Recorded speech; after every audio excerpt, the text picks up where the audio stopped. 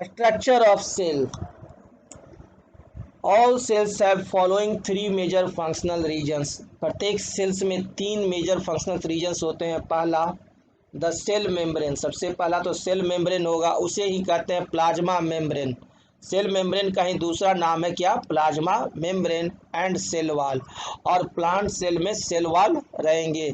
तो कोई भी सेल है उसके बाहर, सबसे बाहर रहेगा सेल मेम्ब्रेन, और इस प्लांट सेल यदि रहेगा तो प्लांट सेल में सेल मेम्ब्रेन के चारों तरफ सेल वॉल पाए जाएंगे, एनिमल सेल में नहीं. और द न्यूक्लियस, और इसके बीच में न्यूक्लियस रहेगा. सेल के अंदर में आपका न्यूक्लियस रहता है. और द साइटोप्लाज्म, और सेल और इस न्यूक्लियस के बीच में एक लिक्विड रहता है जिसे कि हम लोग साइटोप्लाज्म कहते हैं. The outer boundary of the cell is the plasma membrane. Inside it lies the cytoplasm. Various cellular or cell organelles are and inclusions are suspended in the cytoplasm. और जितने भी तरह के अलग अलग ऑर्गेनल्स होते हैं और इंक्लूजन्स जो होते हैं वो सारे के सारे इसी साइटोप्लाज्म में ही रहते हैं. Out of these organelles nucleus is visible under A light microscope. और अगर हम सभी ऑर्गेनल्स को देखें तो सेल के अंदर में जो न्यूक्लियस होता है वो लाइट माइक्रोस्कोप में विजिबल है. और the other organelles can be seen under an electron microscope only. और बाकी जो सेल ऑर्गेनल्स जो सेल में पाए जाते हैं वो सिर्फ इलेक्ट्रॉन माइक्रोस्कोप में ही देखे जा सकते हैं.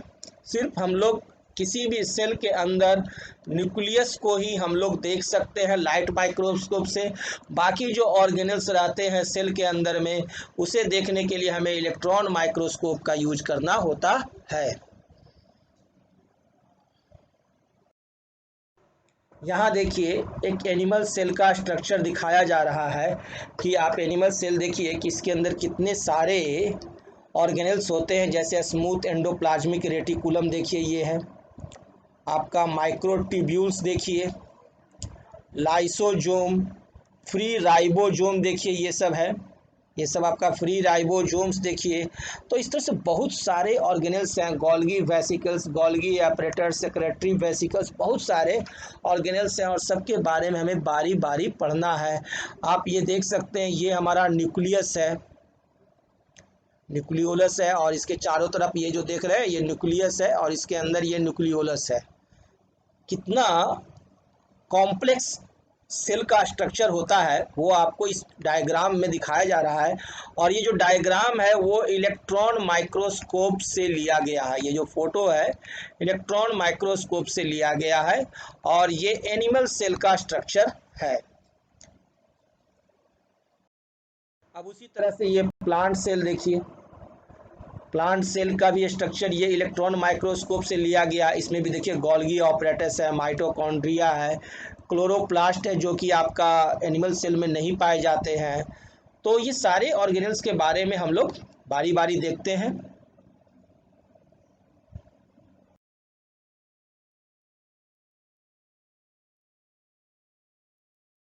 तो सबसे पहले हम लोग स्टडी करेंगे सेल ऑर्गेनल्स के पहले प्लाज्मा मेम्ब्रेन का, जो सेल के चारों तरफ बाउंड्री वाल के रूप में खड़ा रहता है, जो सेल को एक डिफिनिट शेप देता है.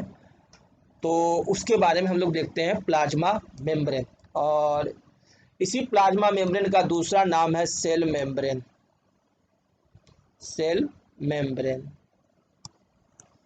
Most cellular organelles such as mitochondria, chloroplasts, lysosomes, peroxisomes, Golgi apparatus, nucleus, and endoplasmic reticulum are enclosed by unit membrane.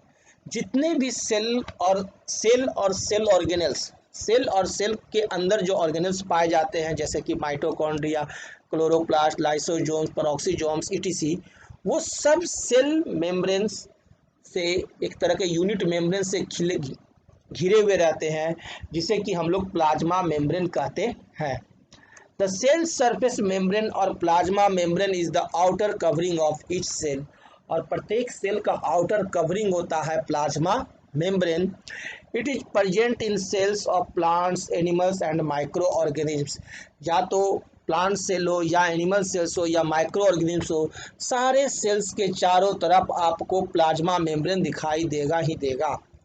Plasma membrane is a living, plasma membrane living है, thin है, delicate, elastic और सबसे most important चीज की selectively permeable membrane होता है।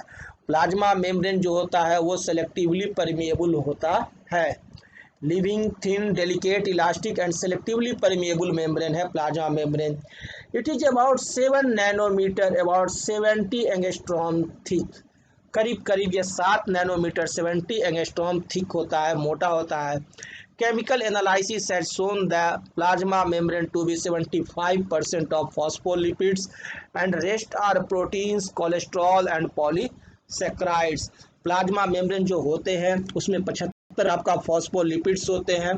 Plasma membrane जिस चीज़ का बना होता है उसमें लगभग 75% फॉस्फोलिपिड होगा और 25% जो बचता है उसी में प्रोटीन्स, कोलेस्ट्रॉल और पॉलीसेक्राइड्स, इन सब से मिल करके एक प्लाज्मा मेम्ब्रेन का निर्माण होता है, जिसके चलते प्लाज्मा मेम्ब्रेन है वो सेलेक्टिवली परमिएबल होता है और इलास्टिक होता है। Cell organelle and inclusions. Living part of a cell और non living part of a cell, किसी भी सेल के अंदर जो है, एक सेल के अंदर जो पाए जाते हैं सेल ऑर्गेनेल और इंक्लूजन्स, उसमें कुछ तो लिविंग पाए जाते हैं और कुछ नॉन लिविंग। तो नॉन लिविंग 3 ही रहते हैं। एक सेल वाल जो कि सिर्फ प्लांट्स में होते हैं, सेल मेम्ब्रेन के, प्लाज्मा मेम्ब्रेन के चारों तरफ सेल वाल पाया जाता है जो कि सिर्फ और सिर्फ प्लांट्स में पाए जाते हैं, एनिमल सेल्स में नहीं रहते हैं। वैक्यूल्स, और वैक्यूल्स होते हैं अंदर में, सेल के अंदर में, वो भी नॉन लिविंग है। और ग्रैन्यूल्स, सेल इंक्लूजन्स जो होते हैं सेल के अंदर में, वो भी हमारा नॉन लिविंग होता है। और लिविंग पार्ट है सेल के अंदर में एक plasma membrane, cytoplasm, endoplasmic reticulum, smooth endoplasmic reticulum और rough endoplasmic reticulum. Endoplasmic reticulum 2 भाग में डिवाइड किया गया, स्मूथ और rough. Mitochondria, Golgi apparatus, ribosomes, lysosomes, centrioles only animals में पाया जाता है, प्लांट्स में सेंट्रियोल्स नहीं पाया जाता है। सेंट्रियोल्स सिर्फ एनिमल्स में पाए जाते हैं, प्लांट्स में नहीं पाए जाते हैं। प्लास्टिड्स जो है सिर्फ प्लांट्स में पाए जाते हैं, एनिमल्स में नहीं पाए जाते हैं। और न्यूक्लियस, ये सारे के सारे लिविंग सेल ऑर्गेनेल्स हैं, याद रखेंगे, ठीक है ना। ये नहीं कि कहेंगे कि राइबोसोम्स तो नॉन लिविंग है, नहीं, सब लिविंग है। और सेंट्रियोल्स सिर्फ एनिमल में पाया जाता है, प्लांट में नहीं। और प्लास्टिड्स जो है वो प्लांट्स में पाए जाते हैं, एनिमल्स में नहीं। क्लियर। तो हम देख रहे हैं कि प्लांट्स में एक तो प्लास्टिड और सेल वाल, दो मेन आपका प्लांट्स का अलग है सेल का characteristics.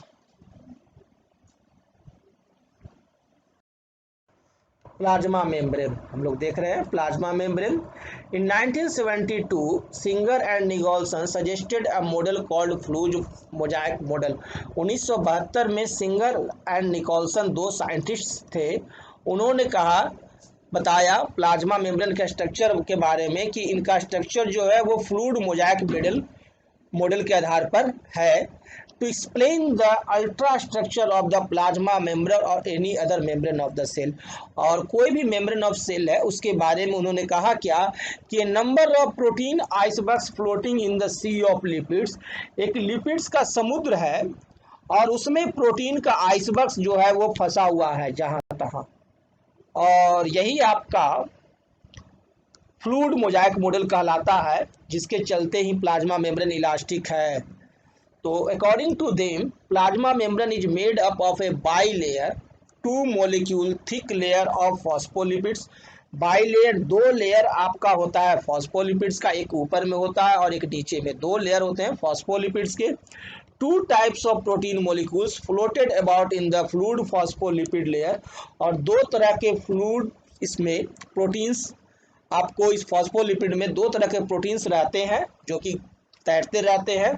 Intrinsic proteins which completely covers the lipid bilayer and extrinsic proteins which occur either of the outer surface of or on inner surface of the lipid membrane.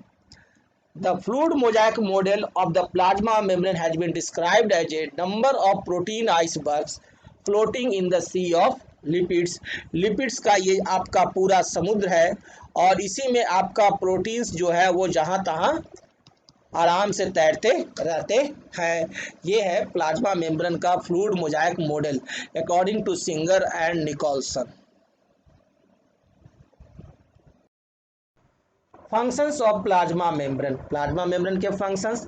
Plasma membrane permits the entry and exit of some materials in the cells, therefore the plasma membrane is called a selectively permeable membrane। Plasma membrane cell के चारों तरफ एक ऐसा membrane है जो कि एक liquid को तो अंदर जाने देगा लेकिन दूसरे लिक्विड को ये अंदर जाने नहीं देता है। एक मटेरियल को अंदर जाने देगा तो दूसरे मटेरियल को अंदर रोक देता है, जाने नहीं देता है। यानी सेलेक्टिवली परमिएबल करता है, सेलेक्ट करता है और सेलेक्ट करके किसी को भी अंदर से बाहर या बाहर से अंदर आने जाने देता है, इसीलिए इसको कहते हैं selective permeable membrane. Plasma membrane को ऑल्सो कहते हैं selective permeable membrane. Selective permeability of plasma membrane ensures that the useful molecule enters the cell. सिर्फ यूजफुल मॉलिक्यूल्स ही सेल के अंदर इंटर करेंगे, अनयूजफुल मॉलिक्यूल्स इंटर नहीं करेंगे। The metabolic intermediates remains within the cell, और metabolic जो intermediate है वो सेल के अंदर ही रहेंगे, बाहर नहीं निकलेंगे। Secretions and waste leave the cells, और जो खराब पदार्थ है वो सेक्रेट होकर के बाहर निकल जाए। ये सब कैरेक्टरिस्टिक्स है प्लाज्मा मेम्ब्रेन का और कार्य है। Studies on functions of plasma membrane have shown that it performs certain physical activities, कुछ फिजिकल एक्टिविटी करता है such as diffusion and osmosis for the intake of some substance. कुछ फिजिकल एक्टिविटी के द्वारा जैसे कि ऑस्मोसिस और डिफ्यूजन के द्वारा ये सब्सटेंस को अंदर बाहर करता है। तो ऑल्सो सर्टेन बायोलॉजिकल और फिजियोलॉजिकल एक्टिविटीज, और कुछ बायोलॉजिकल और फिजियोलॉजिकल एक्टिविटीज भी करता है जैसे कि active transport and endocytosis, active transport और इंडोसाइटोसिस करते हैं and performed by the plasma membrane, ये परफॉर्म्ड करते हैं प्लाज्मा मेम्ब्रेन। यानी प्लाज्मा मेम्ब्रेन जो है वो अपने चारों तरफ जो और मटेरियल्स रहते हैं अंदर या बाहर, उसको आवागमन जो करते हैं वो दो तरह से करते हैं।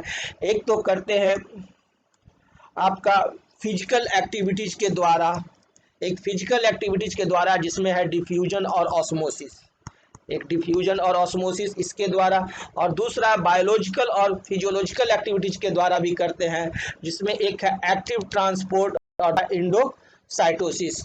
तो इन सब चीज़ों की चर्चा हम लोग आगे करेंगे।